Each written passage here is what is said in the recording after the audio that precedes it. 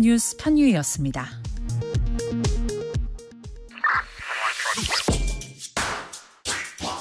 뉴스의 진수를 보여주는 인터뷰 뉴진수.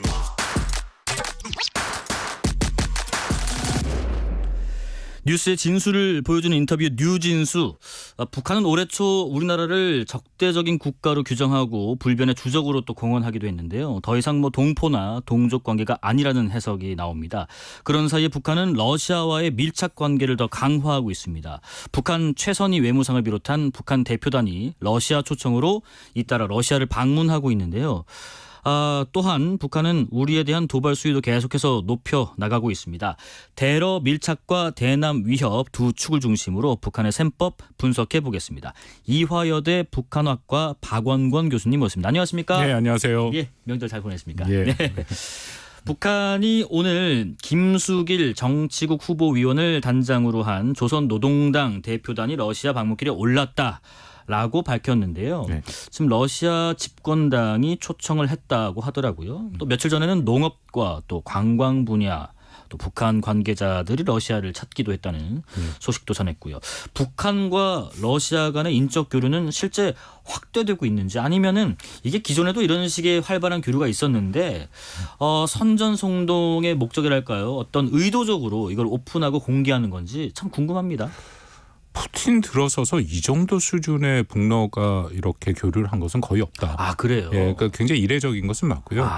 대표적인 게 아마 여전히 기억들 하시겠지만 작년에 푸틴이 김정은을 초청해서 만나는 그 자리에 네. 그 유명한 지각대장이 30분을 먼저 나가서 기다렸다라는 기억나네요. 것은 네. 얼마만큼 그 북한을 또 지금 필요로 하고 있느냐라고 보이는 거고요. 네. 김수길이라는 인물도 굉장히 나름 의미가 있고요. 왜냐하면 김수길이 그 군 정치국장 출신입니다. 예. 그래서 대북 제재 리스트에 올린 인물이거든요. 근데 노골적으로 제재에 올린 인물을 초청해서 온다라는 것은 제재 더 이상 신경 안 쓴다. 국제사회에 어떤 보여주는 메시지도 분명히 있네요. 국제사회도 있지만 북한한테 보여주는 메시지. 우리는 니네가 제재가 부당하는 것을 알기 때문에 거기에 생각지 않고 개의치 않고 이렇게 초청한다라는 것이고요. 네네. 이번에 그 갖고 있는 직함 중에 하나가 평양시 당위원회 책임이사. 아까 말씀하신 것처럼 이건 당 대 당의 어떤 교류가 되거든요. 이 당 대 당이라는 것은 사실은 굉장히 큰 의미가 있습니다. 예. 소련이 붕괴를 해버려서 러시아가 더 이상 사회주의라고 하진 않지만 소련 시절까지만 하더라도 당 대 당이 움직이는 게 매우 중요했죠. 북한 체제는 노동당이 가장 중요하니까. 그렇죠. 당이 최고의 위에 있는 자리죠. 그렇습니다. 그렇기 때문에 중국과의 관계도 보면 당 대 당 관계로 움직이는데 이번에 보면 이전에 군사, 경제, 문화 드디어 정치 분야인데 당 대 당 관계까지 갔다. 그러니까 가장 높은 수준까지 서로 간의 교류 협력을 높이고 있는 것은 맞다라고 생각합니다. 다 참 이례적인 거고 네. 가장 높은 수준을 올리고 있고 심지어 북한에 주는 메시지도 분명하고 네. 계속해서 이런 움직임을 좀 지켜봐야 될 것 같은데 지난달 중순에는 북한의 최선희 외무상이 이 푸틴 대통령 러시아 대통령하고 면담도 했던데요. 네. 전쟁이 좀 길어지다 보니까 무기 지원이 좀 필요해 보이는 러시아 그리고 무기 기술 개발도 하고 또 경제적 어려움도 극복하기 위한 북한 이 어떤 두 정권의 이해가 맞아떨어진 만남일까요? 어떻게 분석하면 될까요? 전체적으로 여기에 논란이 있는데 제 판단은 아까 말씀드린 것처럼 푸틴이 김정은을 만난 거 그리고 그 이후에 그 전과 이후에 보여주는 북러 간의 밀착 정도는 네. 이전에 보지 못했던 것들이다. 그러면 여기에 가장 큰 변수는 역시 우크라이나 전쟁이죠. 예. 그러니까 실질적으로 확인이 되는 게 북한산 포탄이 넘어간 게 다 확인이 되고 있고 심지어는 북한이 그 굉장히 야심차게 개발해서 실전 배치를 하고 이거 한국을 공격하려고 만든 KN-23 저위력 핵탄두를 탑재한 그 신형 미사일 그렇게 많지 않을 것 같거든요. 근데 그것까지도 러시아한테 전달돼서 미국이 백악관에서 다 증거를 보여주는 그런 상황까지 왔다면은 저는 이것이 우크라이나 특수다라고 생각을 하고요. 큰 틀에서 북한과 러시아의 관계, 중국까지도 포함해서 과연 그들 관계가 정말 그런 어떤 가치와 이념을 공유해서 지속된 관계라 그렇게 생각 안 합니다. 편의에 의한 결합이고요. 서로 간의 이해가 맞아서 지금 같은 경우에는 당연히 우크라이나 특수에 맞아서 그렇게 북한과 러시아가 밀접한 관계를 보고 있는데 여기에서 중국도 별로 중국은 좀 불편한 그런 모습들도 확인이 되죠. 그 얘기도 뒤에서 자세히 좀 나눠보고요. 7155님 시사를 좋아하는 청취자입니다. 우연히 라디오 들었는데 재밌게 풀어가는 시사와 뉴스가 모두 있는 프로그램인 것 같습니다. 좋은 방송 오래 했으면 좋겠습니다. 감사합니다. 지금은 박원곤 이화여대 북한학교 교수님과 북한 정세 또 대내외적인 정세 좀 이야기 나눠보고 있습니다. 교수님, 그 푸틴 대통령이 북한을 방문을 하긴 할 건가 본데요. 지금 방북 시기를 조율하고 있다고 합니다. 정치적으로 또 대외적으로 가장 극대화된 시점을 택할 것 같은데 이게 언제 또 어떤 모습의 이벤트로 만날지도 궁금하네요. 이미 좀 사전 정지 작업이 되고 있다라고 느껴집니다. 네. 일단 명목상이긴 한데 그 러시아의 대선이 있지 않습니까? 푸틴이 당연히 되는 거겠죠. 3월달 대선 이후에 갈 가능성이 높고 3월 이후에 대선 이후에 제가 이게 일종의 그런 전조가 보인다라고 얘기하는 게 현재 나오는 러시아가 발신하는 메시지, 그러니까 굉장히 강력하게 북한을 지지하고 지원하는 메시지들이 나온다는 거죠. 최근에 엊그저께 나온 7차 핵실험도조차 얘기가 나오지 않았습니까? 러시아에서 7차 핵실험은 북한도 얘기 안 하고 중국도 얘기 안 하는데 러시아가 이 북한의 7차 핵실험이 미국 때문에 할 수도 있다라는 식으로 그건 굉장히 높은 수준에서 대변을 하는 거거든요. 왜냐하면 한번 생각해 보시면 러시아는 68년 NPT 체제에 의해서 공식적으로 핵을 보유할 수 있는 5개 국가 중에 하나입니다. 근데 북한이 그렇게 7차 핵실험을 한다면 그 NPT 체제가 근본적으로 훼손되는 거거든요. 그러면 러시아가 갖고 있는 굉장히 큰 기득권을 잃게 되는데 그럼에도 북한이 그것을 하는 것에 대해서 이미 어떤 일정 수준 지지와 지원을 했다. 이해한다라는 표현이 나오는 거지 않습니까? 그렇다면 북한이 7차 핵실험을 한 이후에도 러시아가 이것을 유엔 안보리에서 안보리 상임이사국인데 여기에 문제 제기할 가능성은 없다. 그러니까 그 정도 수준까지도 일종의 푸틴 방북을 위한 분위기 띄우기 그런 정도가 보이긴 하는데요. 나중에 뒤에 조금 말씀드리겠습니다만 이렇게까지 나오는 걸 보면 러시아가 북한한테 줄 수 있는 반대급부가 그렇게 많은 것 같지는 않아요. 그러니까 아까 말씀드린 것처럼 북한은 러시아한테 필요한 우크라이나 전쟁을 지속하는 데 필요한 여러 가지 핵심 자원들을 주고 있는데 무기체계를 현재까지 러시아가 북한한테 분명히 반대급부를 줬을 거 아닙니까? 확인된 게 별로 없죠. 그러니까 일종의 작년 위성에 대한 기술 일부 정도? 근데 그거 외에도 뭔가 정확하게 북한이 그 높은 수준에서 자신들이 지원한 만큼을 받은 것이 별로 아직까지 확인이 안 되니까. 그러니까 이런 상황에서 그러기 때문에 저는 오히려 푸틴이 북한에 가는 굉장히 상징적인 의미 또 북한을 굉장히 강력하게 지지하는 발언들 그런 게 일종의 반대급부로도 작용하고 있는 거 아닌가. 그 정도 추정은 가능하다고 생각합니다. 7차 핵실험을 할 수도 있다라고 러시아에서 먼저 북한을 어떤 대변하거나 비호하고 있는 이 발언의 수위는 굉장히 높은 거죠. 그 정도 발언을 했다는 것은 러시아가 북한으로부터 뭔가에 대한 지원, 아마 우크라이나 전쟁에 모일 것 같은 그 지원을 굉장히 전적으로 받고 있다는 거고. 하지만 그건 이미 증거가 있어 확인이 되고 있죠. 러시아 입장에서는 북한에게 그렇게 뭔가 눈에 보이는 뭔가를 줬다는 분명하지 않기 때문에 이렇게 수사적으로 굉장히 수위를 높게 대변을 해주고 또 방북 분위기를 이렇게 띄우는 형식으로. 왜냐하면 처음부터 러시아가 북한한테 줄 수 있는 게 그렇게 많지 않다라는 얘기들은 있었어요. 왜냐하면 경제적인 분야로 보더라도 이 러시아와 북한이 서로 경제가 서로 상호 보완적이지 않습니다. 그러니까 러시아의 최대 수출품이라는 게 내나 천연 자원이잖아요. 원유 같은 거, 철강석 그런 건데 북한도 그거를 팔아야 되는 거고. 그러니까 북한이 경제적으로 필요한 것은 시장 그리고 자본 그리고 기술이에요. 근데 그런 분야에서 러시아가 별로 줄 것이 없다. 그러면 일부에서 말하는 정말 미그 29를 얘기를 하는데 그 가능성은 저 조금 열어놓고 보긴 합니다만 아직까지 넘어갔다라는 것은 보이진 않고. 공군용 말씀하시는 그렇죠. 미그 전투기를 말하는 건데요. 그것도 사실 낡은 전투기고 그 외에 또 군사 기술을 얘기하는데 이것도 러시아 입장에서 굉장히 부담이 돼요. 어느 수준까지 군사 기술을 줄 것이냐. 이것은 잘못했다가는 러시아한테 굉장히 큰 어려움이 되고 그리고 전례가 별로 없습니다.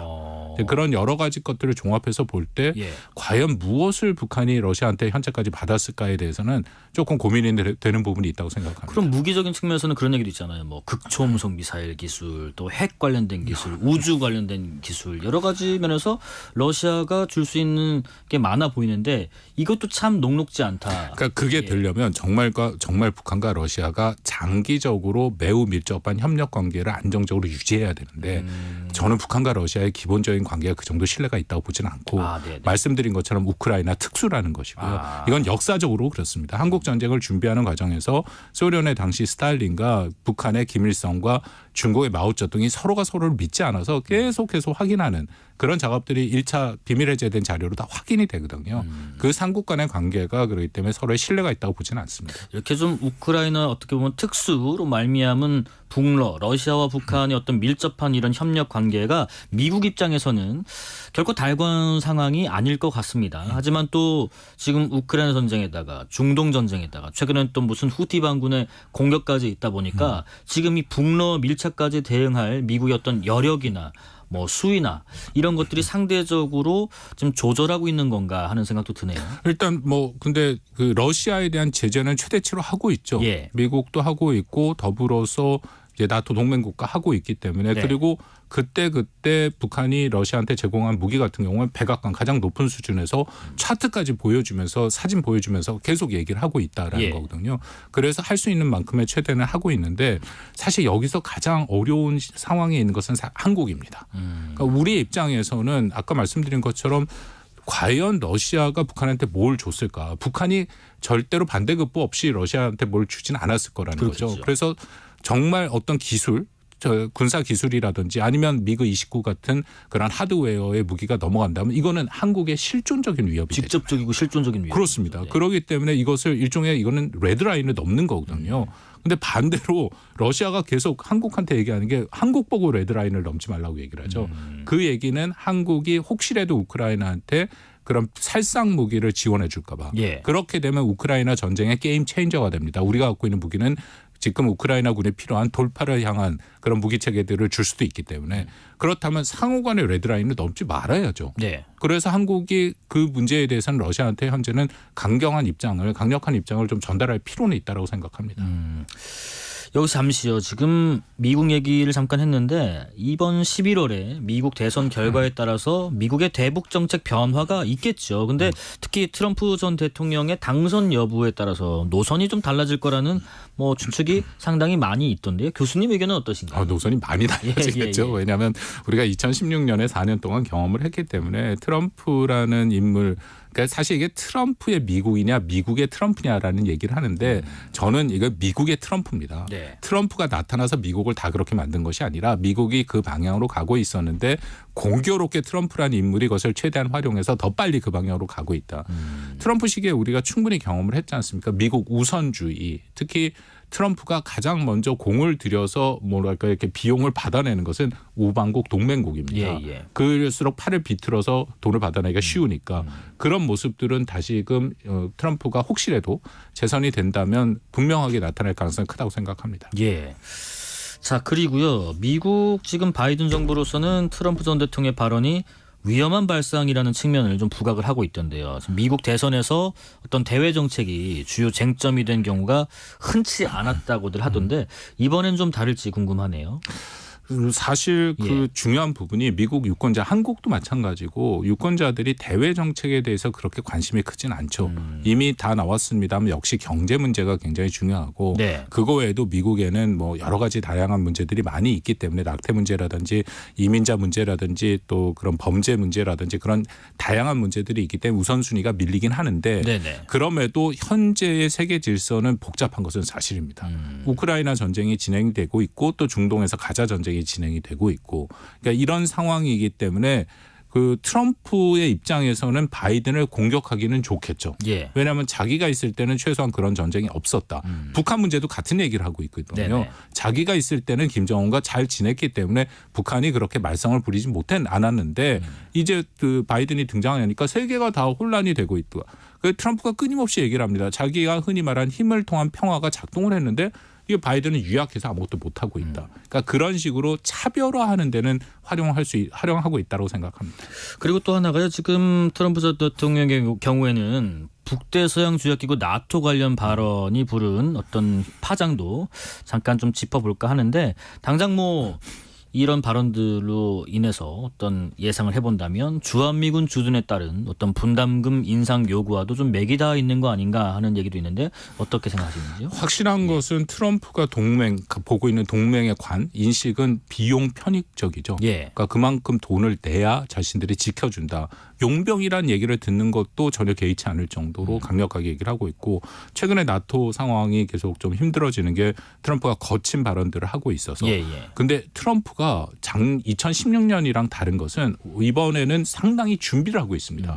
그러니까 이 어젠다 47이라는 걸 만들었는데 47이라는 게 올해 이번 미국 대선이 47번째 대통령이거든요. 네. 그러니까 47개의 핵심 자기의 공약을 자신의 홈페이지에 계속 올리고 있고 또 헤리티지 파운데이션에서 프로젝트 2025라 해서 930페이지짜리 굉장히 자세한 사실상 트럼프의 공약을 발전시킨 내용들이 있어요. 거기에 보면은 나토 얘기가 나옵니다. 뭐라고 나오냐면 당연히 비용 문제인데 이런 얘기가 나와요. 현재까지 우크라이나 전쟁에 미국은 무려 2천억 불 가까이 돈을 냈는데 유럽은 10분의 1밖에 안 냈다. 그래서 자기가 대통령이 되면 유럽한테 그 돈을 다 받아내겠다. 네네. 이것이 핵심적인 방위비 분담, 비용 분담 얘기를 하는 거고 그렇다면은 트럼프가 한국에 대해서도 그런 비용 분담을 그럼요. 근데 우리는 내년까지 한미가 하고 있는 그 비용 분담이 SMA 특별협정인데 기간이 내년 말까지입니다. 네. 그래서 시간이 있긴 하지만 트럼프가 그간에 2016년에 보여줬던 어떻게 보면 굉장히 황당한 5배 50억 불을 더 내라고 얘기를 했던 그런 형태는 여전히 가능하다. 예를 들어서 연합훈련이라든지 비용이 많이 나오거든요.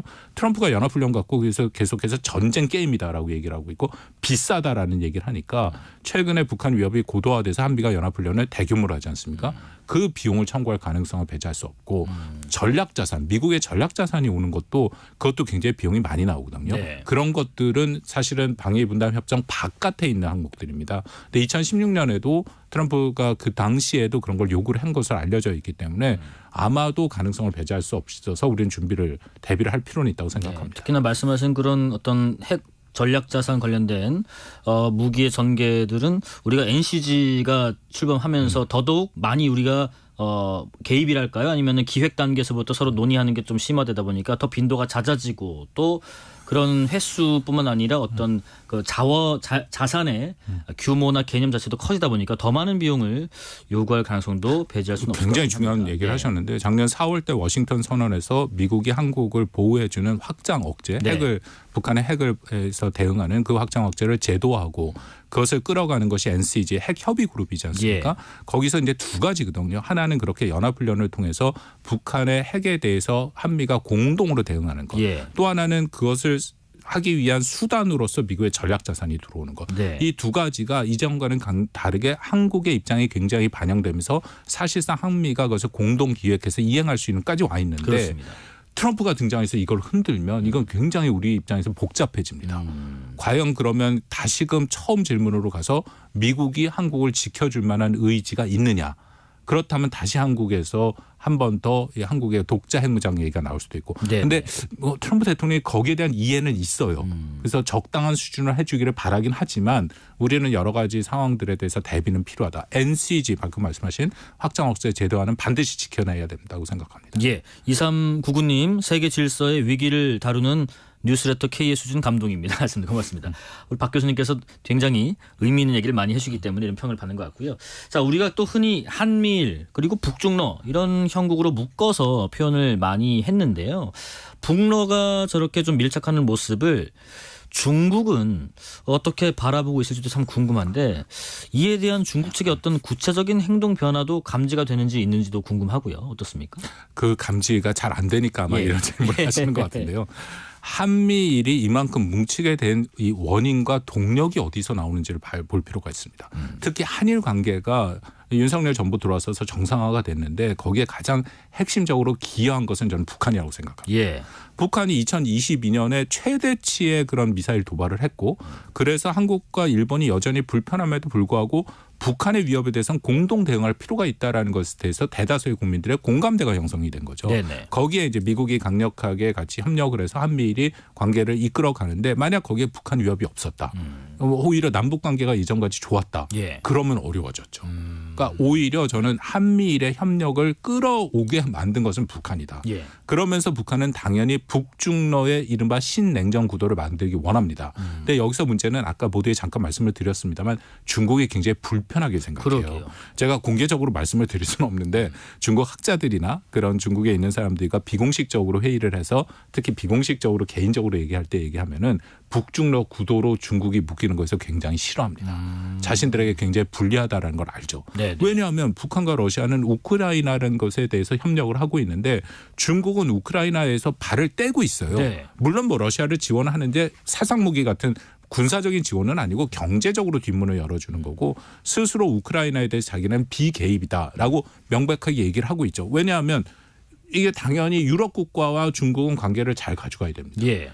미국과의 전략적 경쟁을 할수록 이 유럽 국가의 관계는 중국은 더 중요하죠. 그렇겠죠. 근데 여기서 우크라이나를 지원해버리면 안 되는데 문제는 북러가 아주 노골적으로 지원을 해버리는 이런 상황에서 북중러로 묶이는 게 불편하다라는 거죠.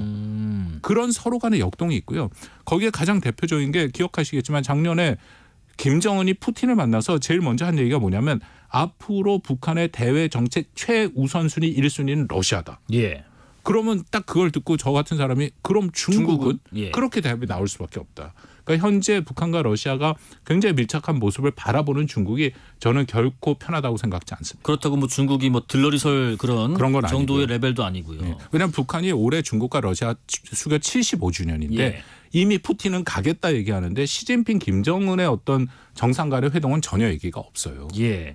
자, 우리나라와 러시아 관계는 지금 전쟁 양상과 어떤 미중 또 미러 갈등 구도에서 좀 운신의 폭이 좁아진 것 아닌가 하는 생각도 드는데 실리적인 측면에서 대러 관계 설정 노선은 어떻게 정립하는 게 좋을까요? 아까 잠깐 말씀드린 예. 것처럼 굉장히 한국 입장에서 어렵습니다. 예. 왜냐하면 중국과의 관계는 당연히 올해 굉장히 열심히 노력을 해서 관계를 좀 더 호전시키고 저는 그 공간이 열려 있다고 보이거든요. 왜냐하면 예. 미중이 작년 11월에 에이펙에서 만나서 제 바이든 대통령과 시진핑 대통령이 상당 부분 안정적으로 관리해 나가겠다라는 것이 합의되고 그 모습들이 나타나니까. 네. 근데 러시아는 여전히 우크라이나라는 전쟁을 하고 있고 그 전쟁은 국제 질서의 가장 기본적인 원칙을 훼손하는 거기 때문에 여기에서 한국이 어떻게 러시아와의 관계를 잘 가져가는 것은 굉장히 어렵다.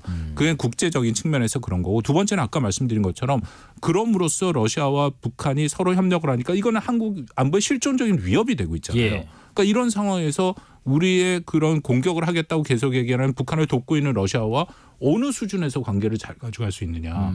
계속되는 협력을 막아야 되는 것은 그것은 어떤 외교적인 방법도 있지만 다양한 방법으로 때로는 강압적인 방법이 돼야 된다. 그러니까 저는 현재로서 러시아와의 관계는 지금보다 더 떨어져서 정말 한국과 러시아의 관계가 회복하지 못하는 순간까지 가는 것을 막는 수준에서 현재로서는 당분간 움직이는 것이 좋다라고 생각합니다. 그 현실성 있는 조언이시네요.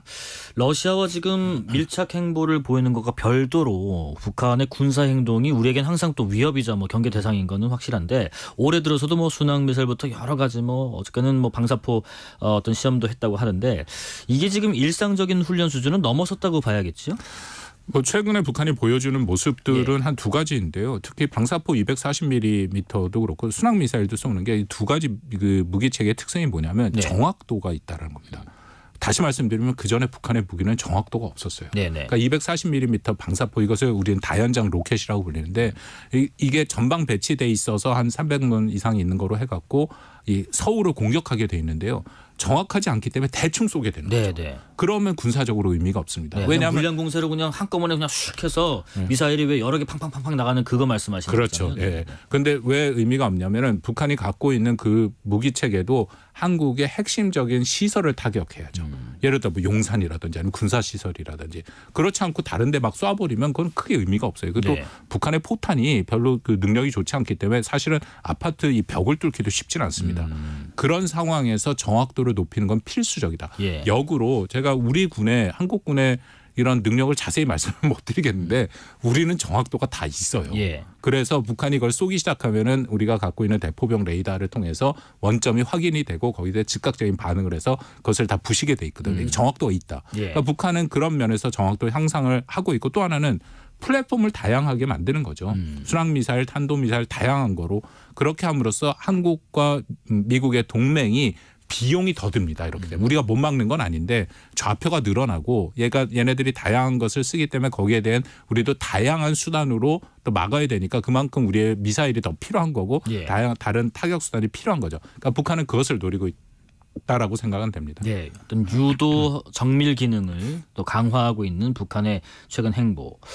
북한의 어떤 군사적 강경 노선에 대해서는 우리가 당연히 뭐 한미 동맹에 기초해서 단호하고 면밀하게 대응을 해야겠지만은 뭐 최근에 윤석열 대통령도 대담에서 북한은 불합리하고 비이성적인 결론을 낼 수 있으니 그에 대한 대응을 하는 게 바람직하고 남북 교류나 논의는 실무자들부터 바텀업으로 의지를 만들고 차곡차곡 올라가는 게 바람직하다라고 했는데 우리 입장에서 뭐 정부의 조언이랄까요? 적절한 대응 수위는 어떻게 좀 찾으면 될까 궁금합니다. 일단 뭐 국지 도발에 대해서 계속 얘기가 나오고 있고 예. 저는 북한이 핵전쟁 같은 전면전을 할 거라고 생각지는 않습니다. 그것은 사실상 그렇게 되면 북한은 자멸하는 거기 때문에 특히 김정은의 정권 종말인 것은 맞습니다. 예. 다만 국지 도발은 우리가 2010년 연평도 포격이라든지 천안함 폭침 같은 거를 그때 경험을 했는데 근데 한국이 그걸 경험하고 나서 가만히 있지는 않았거든요.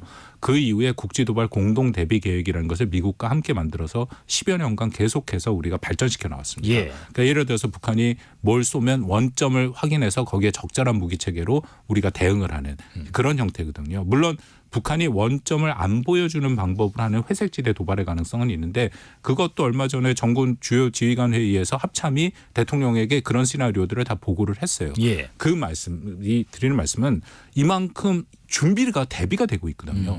이것은 북한이 기습적으로 공격을 해 들어와야 의미가 있는 거지 이렇게 다 알려지고 우리가 대비가 돼 있고 특히 재래식 전력은 북한이랑 비교가 안 될 정도로 우리가 월등합니다. 예. 이게 해군력, 공군력 게임이 안 되는 수준이거든요. 그런데 과연 북한이 쉽게 그렇게 들어올 수 있느냐. 물론 우리가 철저히 대비는 하긴 해야지만 그렇게 국지 도발에 대해서 북한이 원하는 수준의 목표를 달성하기는 저는 매우 어렵다고 생각합니다.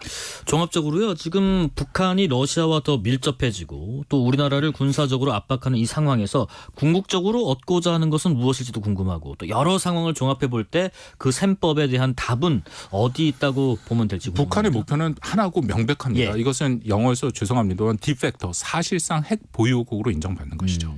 그런데 핵 보유국으로 인정받는다라는 것은 결국 미국과 담판을 해야 됩니다. 예. 북한한테 부과되고 있는 제재에 대해서는 여러 가지 논란이 있습니다만 저는 제재가 분명히 작동한다라고 생각을 하고 특히 김정은이 생각하는 수준의 경제 발전을 위해서는 제재가 없어지지 않는 한 불가능한 일입니다. 예. 그렇다면은 아마도 11월 대선 이후에 미국 대선 이후에 내년쯤 북한이 뭔가 담판을 지으러 미국과 나올 가능성이 있다. 그러니까 한국의 입장에서는 그게 가장 중요한 순간이 될 거고 네. 거기서 우리가 얘기하는 뭐 여러 가지 표현이 있습니다만 북한의 비핵화. 북한에 있는 핵을 없애고 최종적인 그 목표를 우리가 포기하지 않고 그 길로 가는 것을 지키는 것이 저는 매우 중요하다고 생각합니다. 예, 여기까지 말씀 듣겠습니다. 지금까지 이화여대 북한학과 박원곤 교수였습니다. 고맙습니다. 감사합니다. 실시간 교통정보 알아보겠습니다. 교통정보